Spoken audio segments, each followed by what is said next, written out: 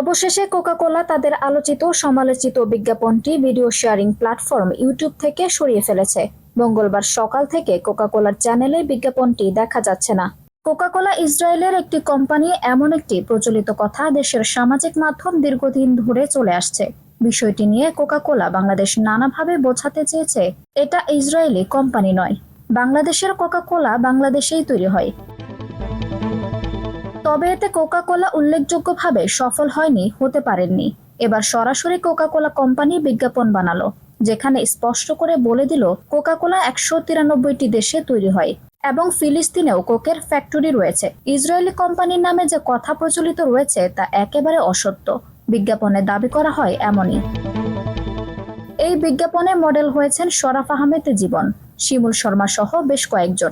সোমবার সকাল থেকে বিজ্ঞাপনটি নিয়ে তুমুল আলোচনা সমালোচনা হচ্ছে সামাজিক মাধ্যমে। বিজ্ঞাপনের শেষ সংলাপটি হলো, একটা চুমুক দেন, তারপর সার্চ দেন। ওকে একটা ঢোক দেন, তারপর একটা সার্চ দেন। অর্থাৎ গুজবে কান না দিয়ে গুগলে সার্চ দিয়ে দেখুন, এমনই বক্তব্য। ইতোমধ্যে বিজ্ঞাপনটি নিয়ে অভিনেতা শিমুল শর্মা ক্ষমা চেয়েছেন। এরপর থেকে কোকের সেই বিজ্ঞাপনটি সামাজিক মাধ্যমেও কোকা-কোলার আন্তর্জাতিক চ্যানেলে দেখা যাচ্ছে না। আঞ্জুম হক আরবি, টাইম নিউজ ডেস্ক।